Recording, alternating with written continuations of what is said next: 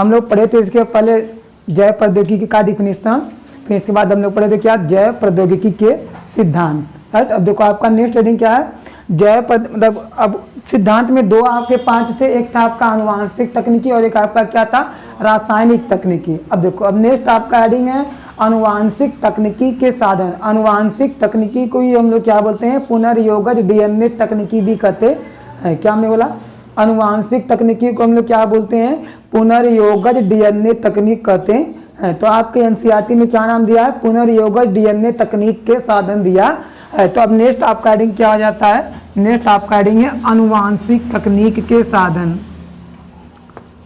आनुवांशिक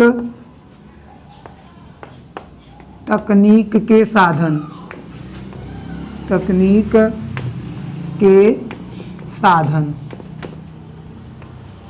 राइट।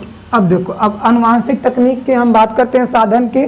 साधन का शाब्दिक अर्थ ये है कि यदि हमको आनुवांशिक तकनीकी का प्रोसेस करना है तो हमको किन किन सामग्री या वस्तुओं की आवश्यकता पड़ती है, उसी को हम लोग क्या नाम देते हैं, साधन कहते हैं। अब देखो जी, तो आनुवांशिक तकनीकी के 3 साधन है। कितने आपके साधन है, 3 साधन है जी, राइट।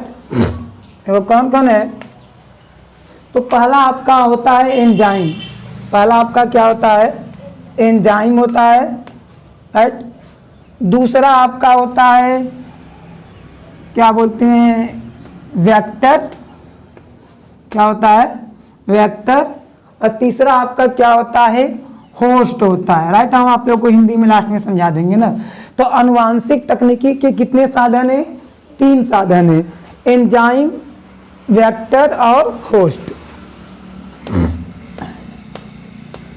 अब देखो एंजाइम की बात करते हैं, तो एंजाइम आपके क्या होते हैं, कई प्रकार के होते हैं।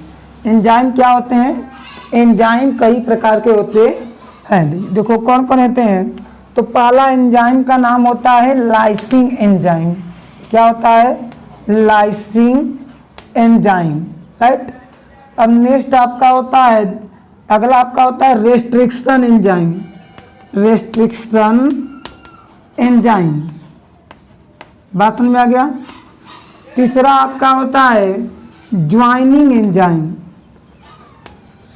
ज्वाइनिंग एंजाइम, पांचवा से चौथा आपका क्या होता है, सिंथेटिक एंजाइम। सिंथेटिक एंजाइम, बात समझ में आ गया।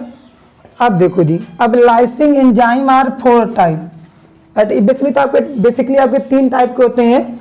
कौन कौन होता है, तो पहला आपका होता है सेल्यूलेज। सेल्यूलेज, दूसरा आपका होता है काइटिनेज।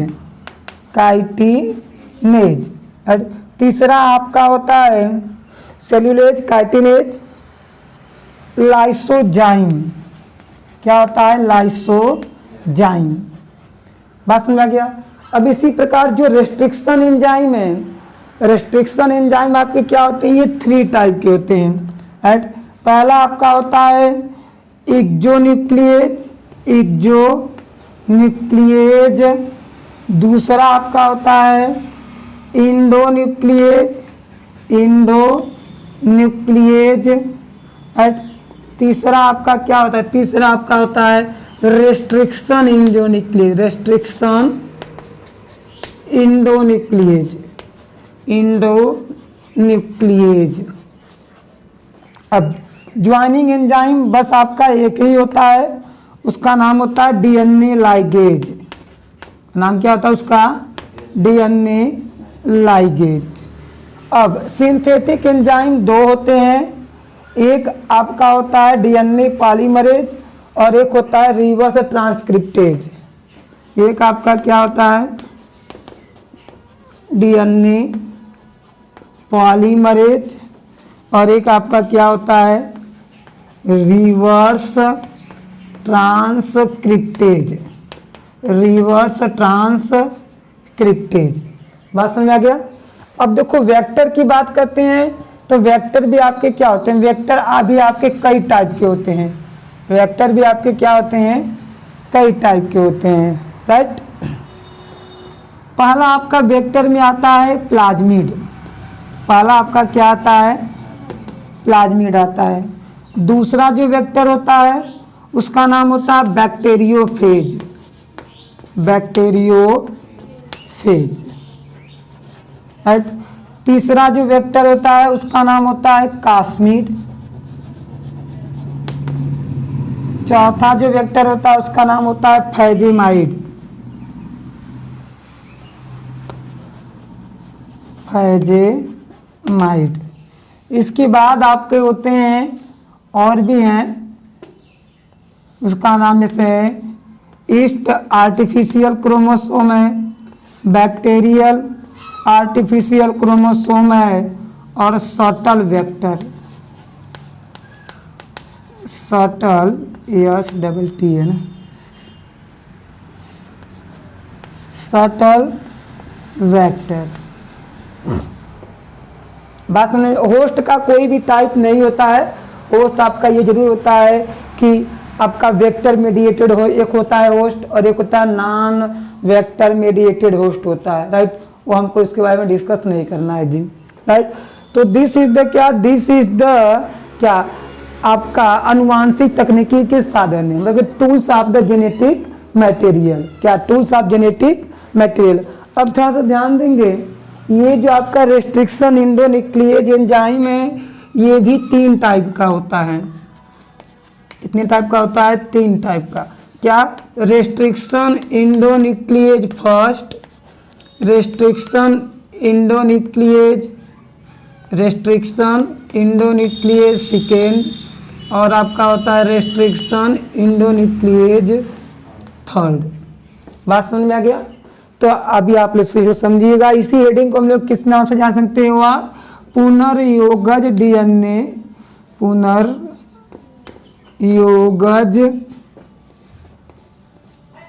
DNA तकनीक के साधन, तकनीक के साधन भी नाम से इसको हम लोग जानते हैं। बात समझ आ गया।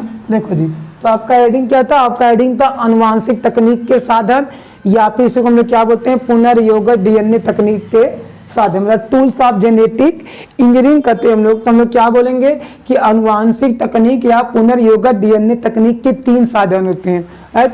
पहला आपका क्या होता है, एंजाइम। दूसरा आपका क्या होता है, वेक्टर। तीसरा आपका क्या होता है, होस्ट, राइट।